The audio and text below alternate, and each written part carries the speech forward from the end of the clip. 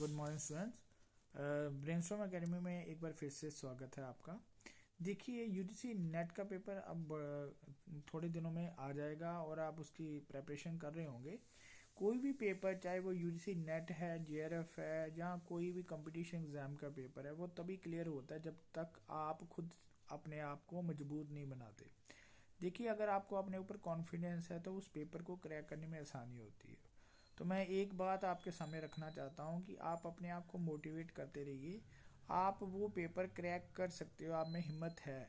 ठीक है, हम कई बार ये सोचते हैं कि डिफ़िकल्ट क्वेश्चन आएंगे, मैं पेपर क्लियर नहीं कर पाऊंगा। देखिए, कुछ चीज़ें तो ऊपर वाले के हाथ में होती है, लेकिन मेरा एक्सपीरियंस ये बोलता है, अगर आपने प्रैक्टिस की है, अगर आपने हार्ड वर्क किया है, अगर आपने एक एक टॉपिक के ऊपर इंडिविजुअली वर्कआउट किया है, तो मैं डेफिनेटली आपको ये कहूँगा कि आपका पेपर क्रैक जरूर होगा। ठीक है, कई स्टूडेंट देखो आपकी तरह ही हैं, वो तैयारी कर रहे हैं, दो दो तीन तीन बार एक टॉपिक के ऊपर प्रैक्टिस कर रहे हैं, तीन तीन चार चार उस चीज़ों को देख रहे हैं। तो आप भी अपने आप को मोटिवेट कीजिए, थोड़ा टाइम निकालिए, बीच बीच में आप मोटिवेशनल वीडियोस देखिए, जिससे आपका मन जो है वो फिर से रिफ्रेश होगा और ज़्यादा अच्छी तरह से आप काम कर पाओगे। तो मेरी यही आपको एडवाइस है कि जब ये जो आने वाले कुछ दिन हैं, जैसे ही 31 से पेपर स्टार्ट होगा, तो उसकी प्लानिंग बनाइए कि कैसे आपने अपने पूरे डे का शेड्यूल बनाना है, कैसे उस डे को आपने यूटिलाइज करना है, कब आपने पेपर 1 के लिए जो उसके टॉपिक्स हैं उसको देखना है, और कब पेपर 2 के लिए आपने प्लान करना है। इसका प्रॉपर आपके पास एक टाइम टेबल होना चाहिए।